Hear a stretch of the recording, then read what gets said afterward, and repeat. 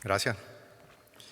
Something that I forgot to mention is, in a way, this is history in the making. This is the first time that we have a meeting outside the United States of America. We had a virtual conference once, a couple years ago. I don't remember when was that. So this is the first time that we meet outside as a society. So esto es un evento histórico en ese contexto. La primera vez que tenemos una reunión fuera de Estados Unidos de América. Y el plan es pues, seguir teniendo la habla con cierta frecuencia. Gracias. Our first keynote address for today is Pablo Roberto Arenas, Fuentes, and the title of his presentation is The Future of Fishing in Latin America, Sustainability and Research. Dr. Arenas received his PhD in Fisheries Management and Conservation from the University of Washington in Seattle. At present, he is the General Director of the National Fisheries and Aquaculture Institute of Mexico, where he started his professional career. He has more than 40 years of national and international experience in the management and assessment of fisheries resources, natural resources conservation, population dynamics, analytical approaches, coordinated research, sustainable development, and policy for industrial and small-scale fisheries.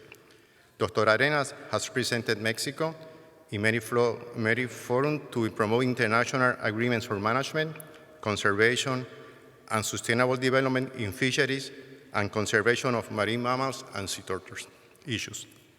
During his professional career, he has occupied different charges.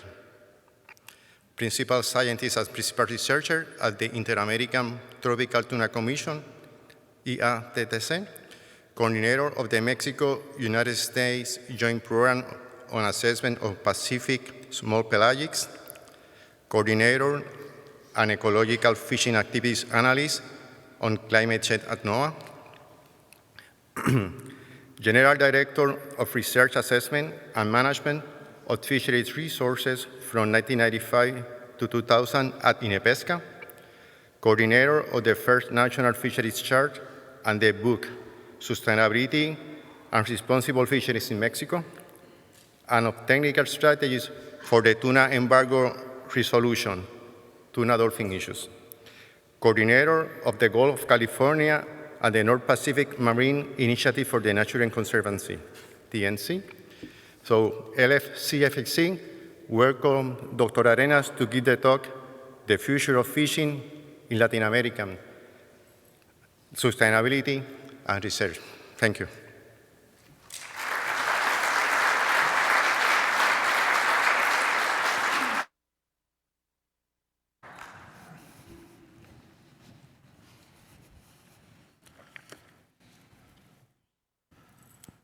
Muy buenos días a todos. Good morning, everyone. It is an honor for me to be the first speaker at this important, very important conference, particularly for us from Latin America and the Caribbean, in a most important topic as well, fisheries, and I will add aquaculture. I thank you very much, our friends that invited me to deliver this speech, and I thank the American Fisheries Society, one of the most respected fisheries societies in the world. It is a pleasure.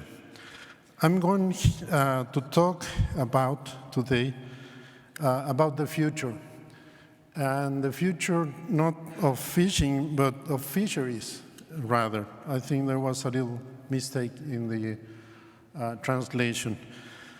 It is a bit presumptuous to talk about the future and more so about the production of food, because fisheries is at the heart of this most basic human need, which is food, producing food. But we are scientists, I'm a scientist, and I always say that we scientists have a crystal ball, and with that we attempt to look at the future, be that through models, through simulation, through just pure thinking. So I will try to give you my vision of what the future holds for us in terms of food production, particularly seafood production, and of course with a bent on what's going to happen in Latin America and the Caribbean. And I will do so humbly because I know that there are many experts in this Congress that are much better than me at particular disciplines. But I will try to give you a general overview of what's going on and what will be going on in the next few years, and perhaps in the next 10 or so, 20 or even more years. So let's begin. First thing is this slide. I like it a lot because it is very clear. It illustrates many things. Where do we want to go? This is from the classic book of Alice in Wonderland, Lewis Carroll. Alice doesn't know where she wants to go, and she asks which way to go. The cat says, well, where do you want to go? Well, I don't care. Well, then take whatever path you want. But I want to get somewhere. Yeah, of course you will. If you walk enough, you will get somewhere. It is very illustrative of the way sometimes we do science and politics and many things in the world, but in particularly in Latin America. We set out to work on something. We put policies in place. We throw money and resources into it, but we do not want where we want to go. What are the right questions? What do we want to go? What do we want to get out of fisheries, out of aquaculture? We want employment, we want food, we want wealth, we want dollars. What do we want? So I invite you all to think about this. We always need to very clearly state what do we want to do? Which are the right questions? Well, what is the right question then? We get into business now here. There will be an increased demand of animal protein because there will be an increase in population size, quite important actually. But also there will be changes in social and economic perspectives for many countries and regions. So to me, this is the right question. It's very simple. What will be the contribution, the impact, the input of fisheries and aquaculture into food production to 2050 and beyond? And of course, there is 100, maybe thousands of issues here, and many sub-questions like the ones that are in there. Regarding food production, there are lots of questions. How are we going to do that? What is the role of other protein, for example, vegetable protein? What is the role? How are we going to increase non-aquatic protein, pigs, chicken, cows, whatever? How are we going to supply to stop waste? There is 100 of issues there. We'll go over some of these in detail later on. Regarding biodiversity, we have as well many trade-offs on and questions and issues. Food production and sustainability, there are critical factors. There are risks that we are willing as a society to take. Which ones are those? And how far do we want to bend things to produce food?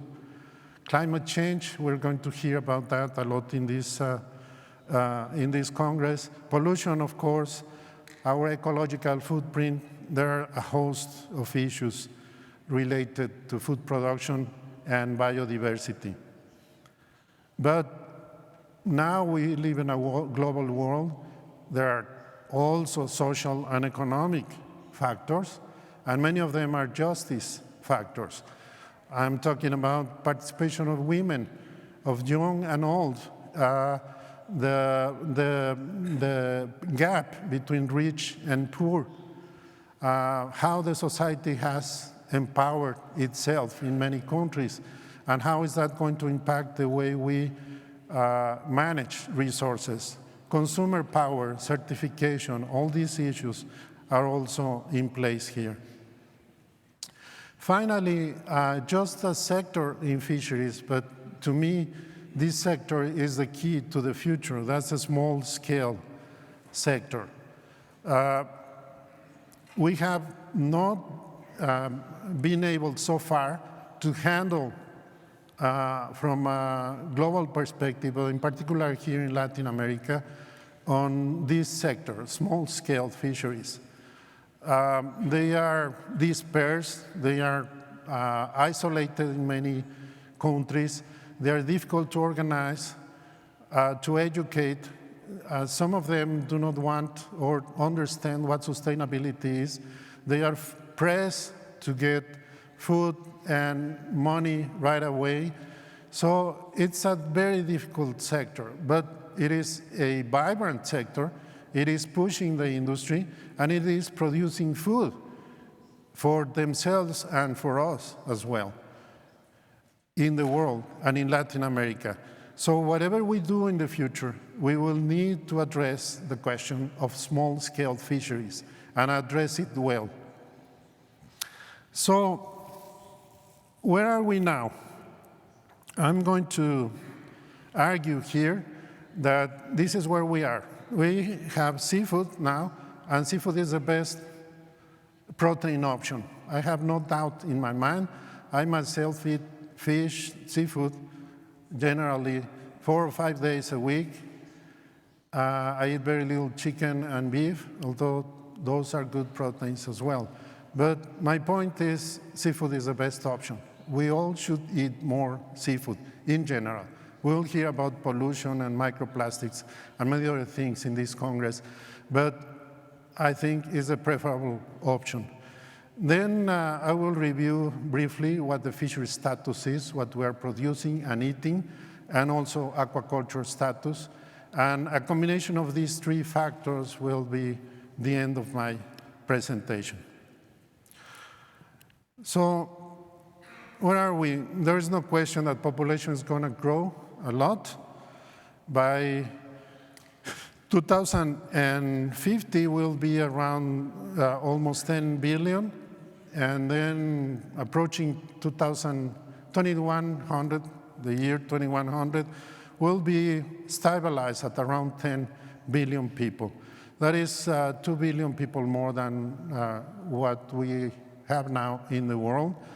Although growth rates are going to plummet and go almost to 0, population will be stable, and then it will be decreasing in 50 years or so from now.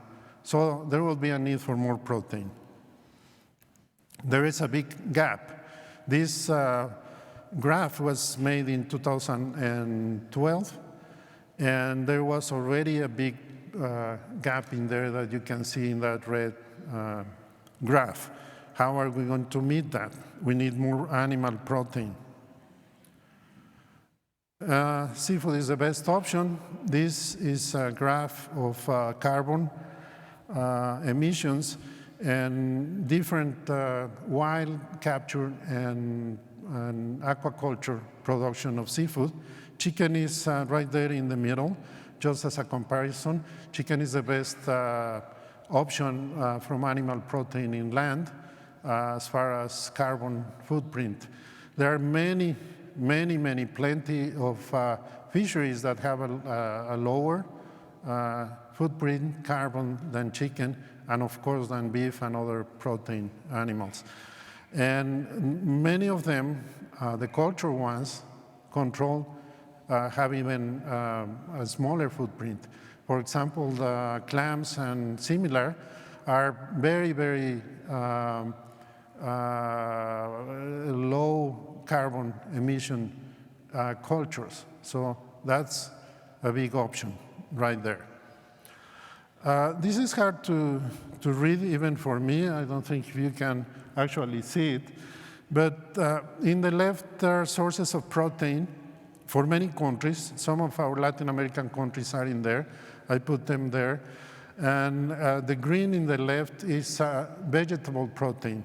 As you can see, most of the protein we eat in the world, even in Europe and Asia, comes from vegetables. In the right, we see the animal protein, and there is chicken, eggs, milk.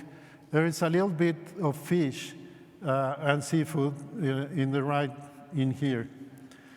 Even industrialized countries like Japan and all of Europe eat a lot more vegetable protein than animal protein. And seafood is slightly, lower than chicken in most countries. Latin America, of course, is not the exception. Even Peru, which is the highest seafood consumer in Latin America, eats very little seafood. And the exception are some of the small Caribbean islands that have intakes comparable to Japan and other countries. Here we have the diet in the left. The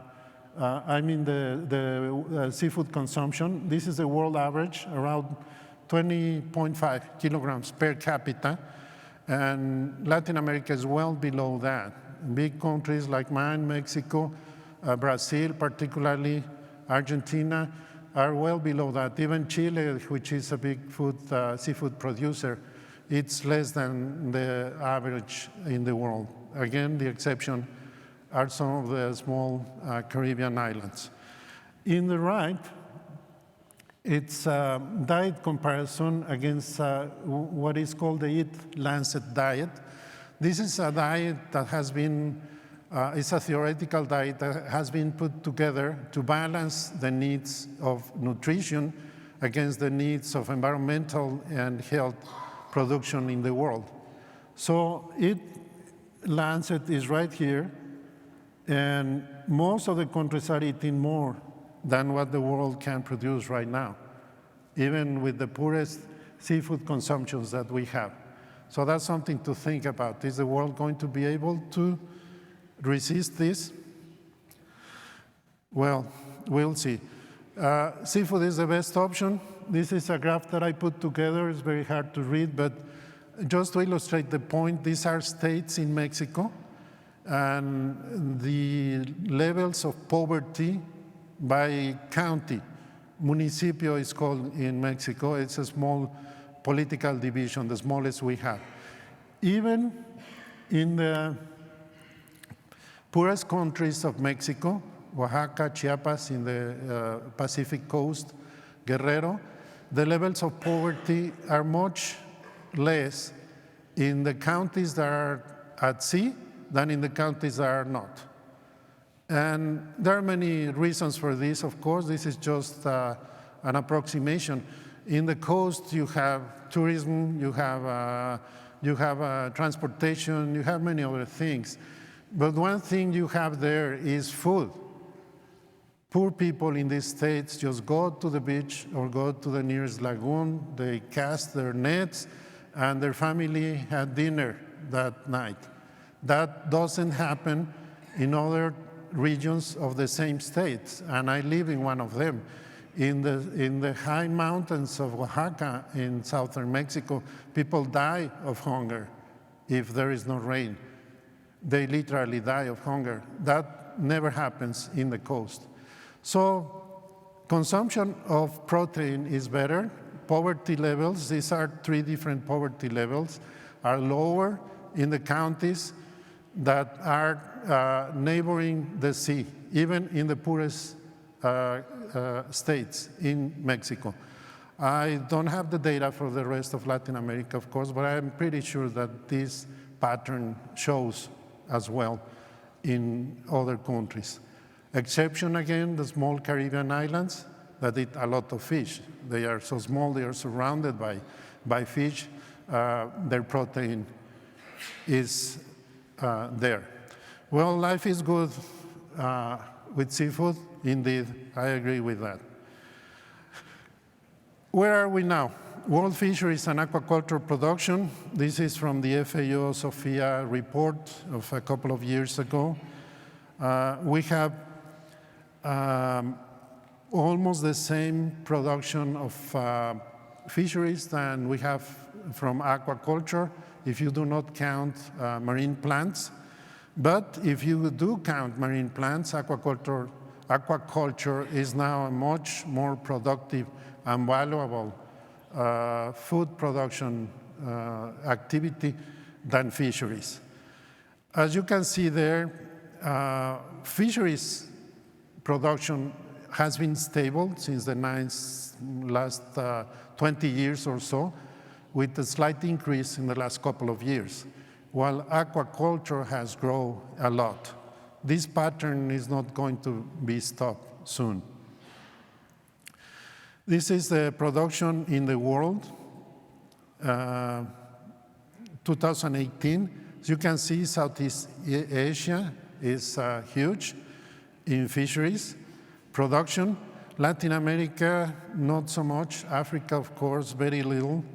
Asia, the US, Europe are good producers, but are better consumers. The right is aquaculture. Here, panorama, the view is even worse for Latin America. We almost do not produce anything. Brazil, Mexico, Chile, of course, is a big aquaculture producer, salmon and mussels and clams, but we can do so much more. Southeast Asia is the highest producer of seafood protein from aquaculture. So, in summary, fisheries production is increasing slightly. The worth of fisheries in 2018 is $141 billion US dollars, but aquaculture is exploding, $281 billion in 2018. A few years ago, aquaculture surpassed the production of wild catch. This happened inland 10,000 years ago, when agriculture and husbandry began to take place. This has happened just a few years ago in the world, and we haven't really noticed. But now we are producing more from aquaculture than we are from wild catch. The years of wild catch, as we know it, I think are ended, or have been ended for the past few years. Plus, there will be economic changes. This is a graph of calorie intake versus wealth for the different countries. As you can see in the graph, as you can see in the graph, not surprisingly, countries that are poorer have smaller calorie intake, but the curve is growing like that. Particularly countries like China and India are climbing up this graph, and they are demanding more protein in general, particularly more seafood protein. This is a somewhat depressing map, but it illustrates the point quite well. This is growth in wealth in the last 15 or so years, I think. And you can see there against the area of each country. And you can see there that Latin America and the Caribbean almost disappear. Africa is non-existent, basically. But Europe is huge, India, and of course China and Japan, Hong Kong, and Southeast Asia, and of course the US. This is not going to change in the future. Governments come, governments go in our countries, in our region, and we still are not producing the wealth that we are capable of. So we're going to be producing seafood, and we will continue to export that seafood to those countries that can pay for it. And the remaining will be here in our region for our people to eat. So this is not going to change. We have to keep that in mind. So for the immediate future, what do we have? Well, I argue that we should take less from fisheries. We should increase the value of what we take from wild catch, but not the volume. There is no way that we are going to take more volume, no matter how many vessels you put in the sea. In general, we are stable in production in the world and in Latin America. I hear politicians every day saying, okay, we're going to handle these engines to these fishermen and more vessels, small or medium, because that generates votes and that generates popularity. We should, as scientists, oppose to that. There is no way we should issue more permits for fisheries without, of course, scientific knowledge. I'm talking about in general. There are small fisheries in local places where this is possible, but in general, there is no way that we're going to increase capture from fisheries by issuing more permits or more vessels. What we do need to get is more wealth or more prosperity per kilogram that we capture, be that dollars, employment, or food, or whatever, education. We do need to maximize that. On the other hand, we need to move to aquaculture and get more from aquaculture. How and where, we will see about that. And I'm a fisheries scientist. I'm from the fisheries background. I'm arguing here that no more from fisheries is needed. It's needed more from aquaculture. Let's examine quickly fisheries. If we have better fisheries management, or the best possible fisheries management, we could increase catch by about 20 or 30%. That is establishing probably a World Fisheries Organization that all countries abide by, and that issues permits and controls landings and quotas and stuff. Obviously, that's not going to happen. My background for many years comes from an international organization, the AITTC, the tuna organization in the Eastern Pacific, and I saw firsthand many of the problems that we face. So we are never going to have an increase of 20 or 30% catch, I think. Although most of the stocks are okay, most of the fisheries are fine, maybe 2/3 of the world fisheries are okay, we are never going to see that increase. This may sound cynical, but it's also scientific. I've seen the difficulties, the political and social difficulties in handling fisheries. So I do not expect more in terms of production, perhaps a little bit. What we need to do in fisheries is to work very hard. We need to work extremely hard in fisheries just to keep what we have. We need to keep that in mind. We will be very hard pressed to increase production, but we do need to work very hard in scientific advice, for example, from us, to get in a position where we keep what we have.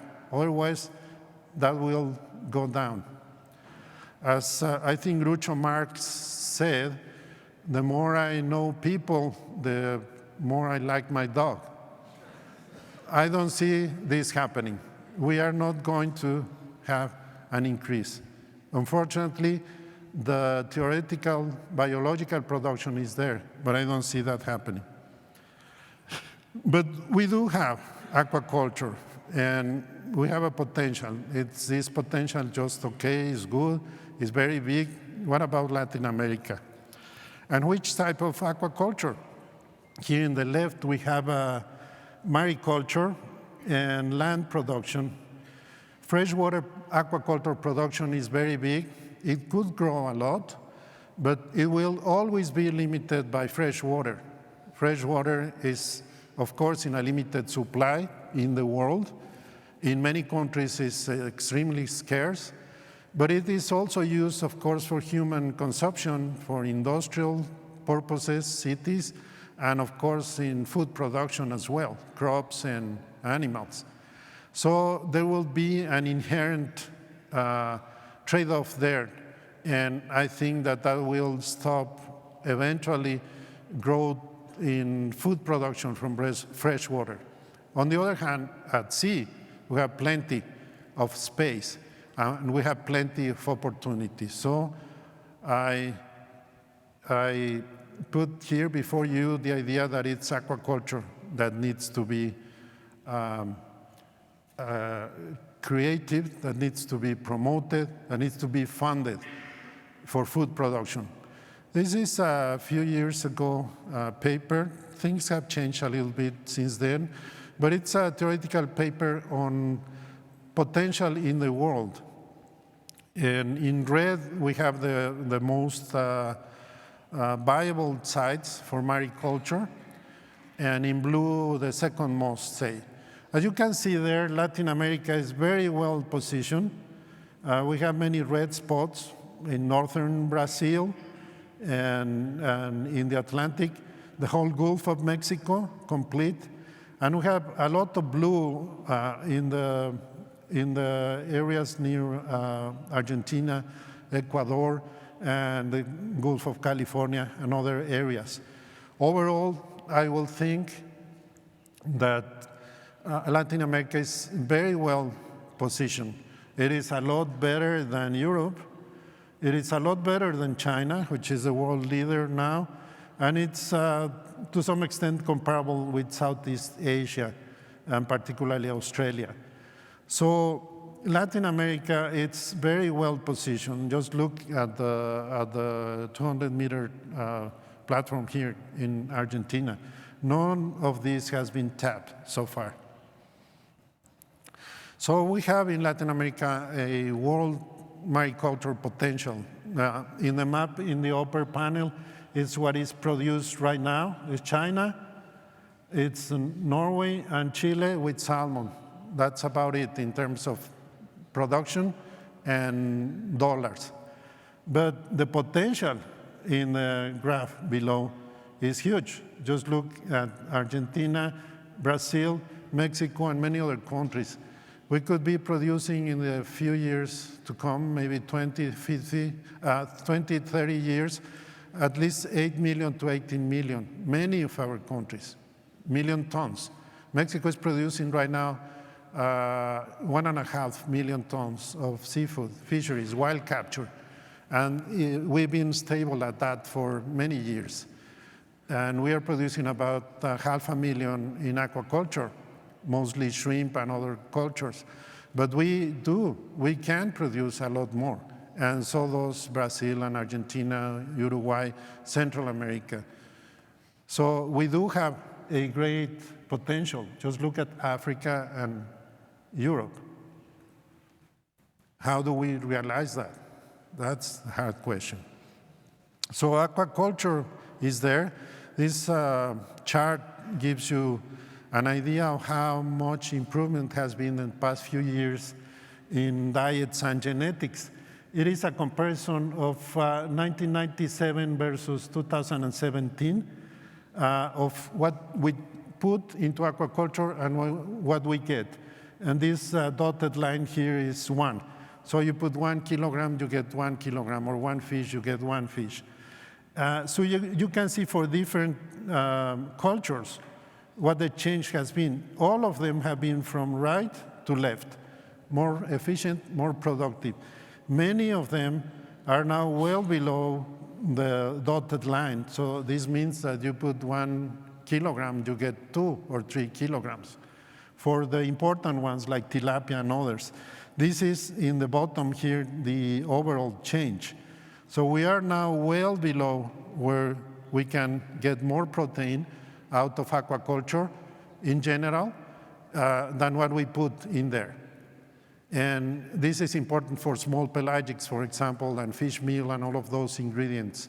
This is due to technological advances and genetics. And this is going to continue. So I don't think that there will be a limitation as far as wild capture to get more seafood from aquaculture. There might be a limitation on land because a lot of the seafood, a lot of the food and proteins we use for aquaculture and that we will use will come from land, like soybeans, for example. And there you have the problems of land and deforestation and all of that. So there is a linkage, a very clear linkage between land and the sea as far as food production.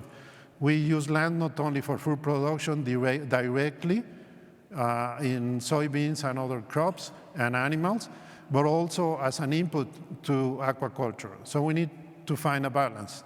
Everything is connected. ecologically everything is connected. Well, it will be more in the future. This is from my friend at UC Santa Barbara. He just put together these thought experiments, as he called them. If we were to grow all the animal protein that we need by 2050 from cows or from mussels, and this is obviously an extreme comparison, how much fresh water we will use, we will need. Well, we will need the whole Lake Huron in the US for cows. We need maybe a bucket of fresh water to clean our vessel for mussels. So there is no comparison. Aquaculture, especially for unfed by clams and the like mussels, do not need fresh water. It is plenty, do not need even food. Mussels just take whatever is surrounding them, or oysters or clams. So it is really like a free gift to grow mussels and stuff like that when we compare to cows. Another comparison, if we were to grow all the animal protein we need from sheep, for some reason they need a lot of space versus mussels as well. Another extreme comparison, but it's very clear. We will need maybe 70% of South America to grow all the food we need from sheep for the world by 2050. Whereas the same amount of protein can be produced in 90% of the ECC of New Zealand, a very small country. We have plenty of opportunities at sea. It has been estimated that the whole supply of seafood that we need could be produced in less than 1% of the surface of the water that we have on Earth. Very little indeed. But if we go aquaculture or mariculture, there are lots of problems that we need to take into account, and trade-offs and issues. One of them is biodiversity. Lots of people are going to talk about here about this topic. And biodiversity, I mean ecology and conservation and many other issues. So this is one thing to keep in mind. What to do with new fisheries and aquaculture developments, which aquaculture species we need. We need to generate food or to generate dollars. There are new fisheries that could be available, like mesopelagic fisheries, for example, fishes that live in the 800 or so depth of the ocean that have not been exploited right now. It could be in the future. What to do with small pelagics, and I will add large pelagics as well, sardines and the like. Do we eat them? Do we transform them into fish meal? Do we leave them in the ocean for them to be food for whales and sharks and many other things? What do we do with them? We have never had really a policy in place to address this. Most of the studies on fisheries, and even with the best management available, which is, as I said, very unlikely, do not see an increase in wild capture from small pelagics or large pelagics. No more sardines, no more tunas. We are at the top right now, no matter what we do. Finally, climate change and all the issues related to the carbon footprint. It sounds, and again, I see politicians talk about or think about climate change like something that it's somewhere over there, is never going to happen to us. Well, locally, we are already seeing that it's here. Globally, there is no doubt that it's here. We will, of course, hear about the experts about these issues in this Congress. I'm no expert at all, but climate change is here. We need to take it into account. And of course, as I already said, small-scale fisheries and many of the issues related to women, to young, to old, and to this heterogeneous population that is producing the food, most of the food that we eat. We need to address all of these issues if we are going to end up doing something that is going to produce more food, including the important one, how is these people going to change to aquaculture, or many of them?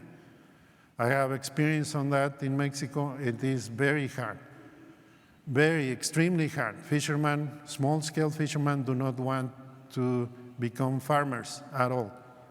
Maybe the young, maybe the women, maybe the old, but not the young ones, not the fishermen. There is still this romantic idea, if I go out to sea and fish, and there are the waves and the weather, and then survive and come back. We need to change that thinking and to involve more women, to involve more of the young, more educated people into the business of fisheries and aquaculture, of course. So I return to this just to recap. Less from fisheries, more from aquaculture. And what we want and get from fisheries should be more value, not more catch. From aquaculture, we have plenty of opportunities, particularly marine aquaculture. What will happen if we don't do that? These are two of my favorite books. The Case for Reason, for Science, for Progress, for Humanism. We must not forget that. Most of us here are scientists. Some of us are also managers, fisheries and aquaculture managers, or politicians. No matter how hard the governments, some of them, try to tell us that science is not good, and I'm talking about the world here, and that data are not good, there is no substitution for that.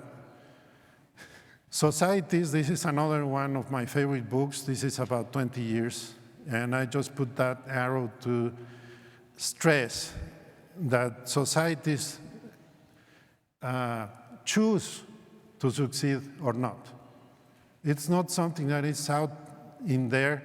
It's not something that just happens. Societies decide, we decide, through our leaders, through our scientists, through our politicians, through our universities, we do decide what we want to do. So we must pose the right questions, and we must decide what to do. Because we have plenty of examples where societies have failed to do that. In the left here, the Vikings, I highly recommend that book.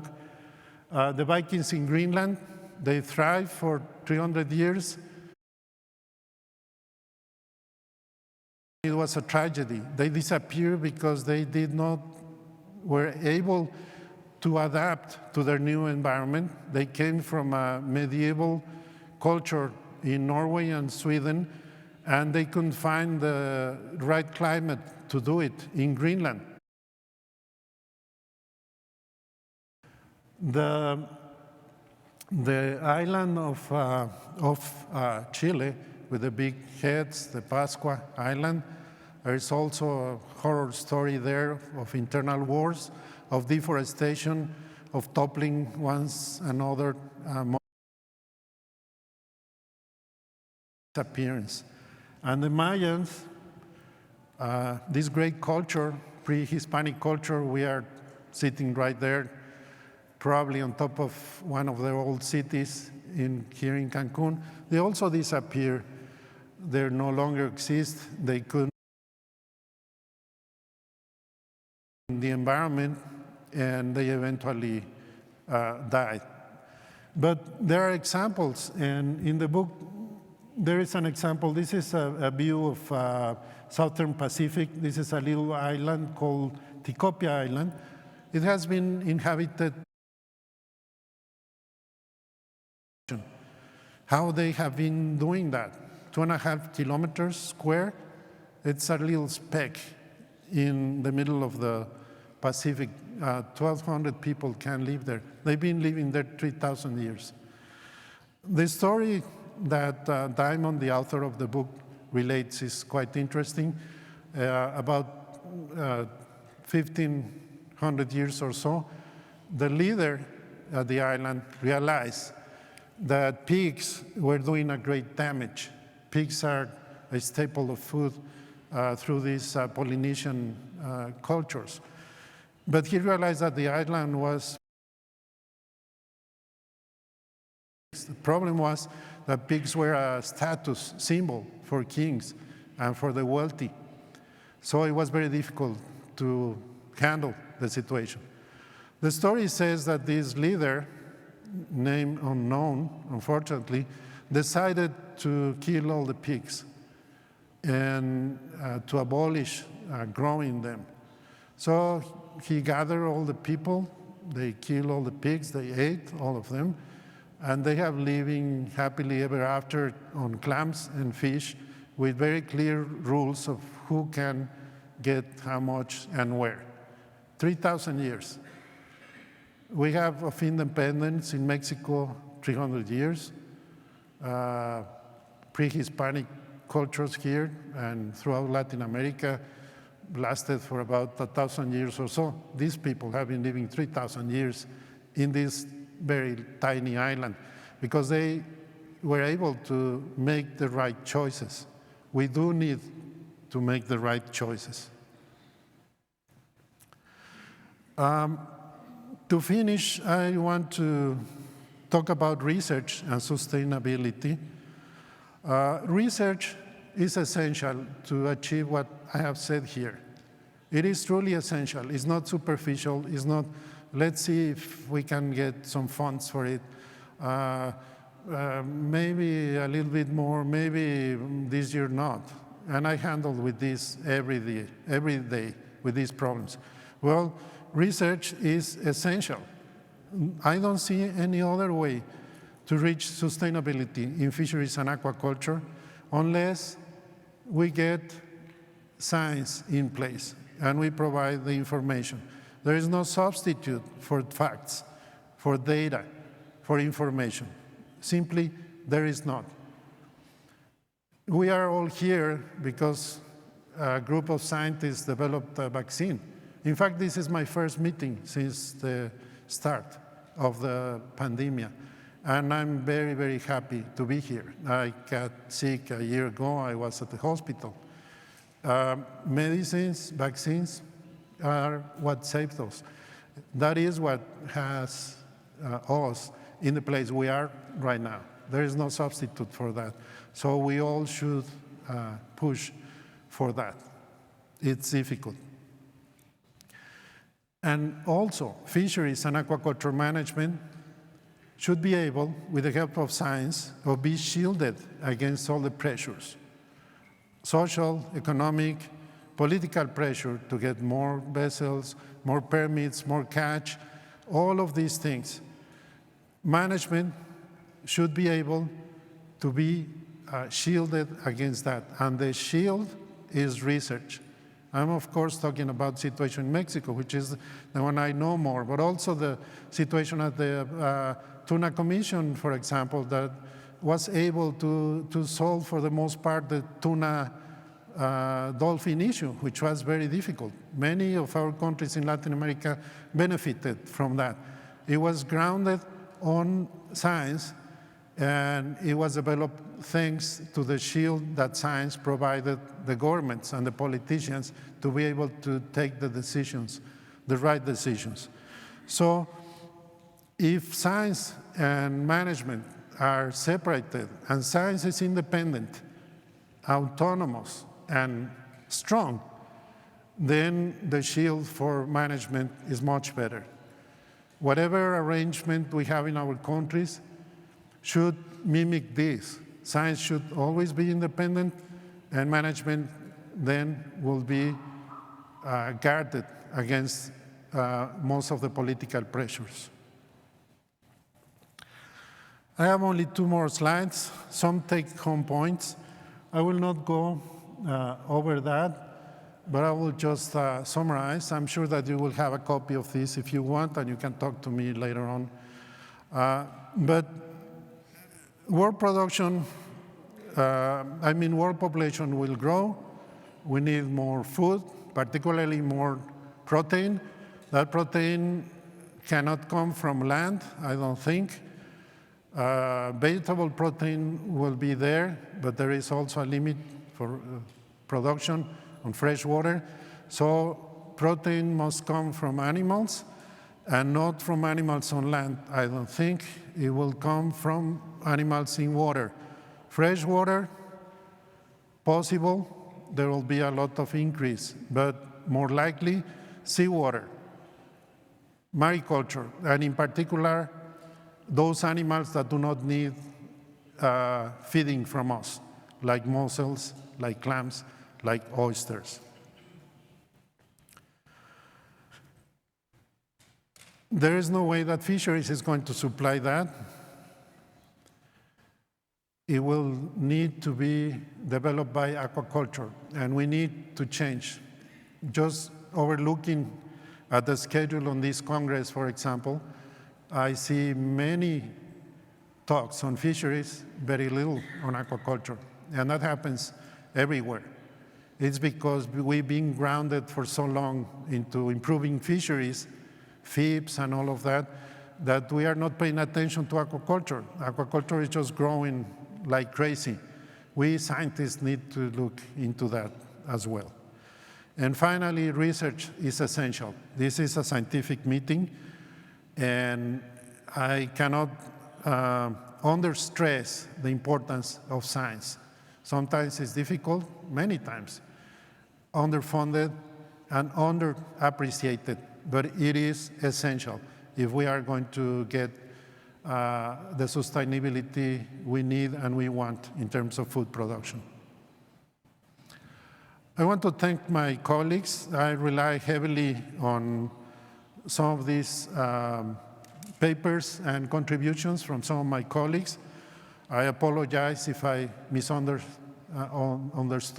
or interpreted what they said.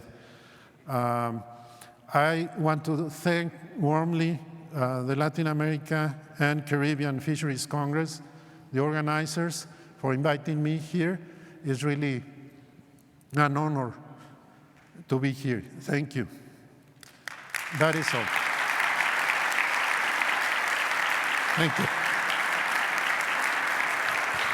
Thank you.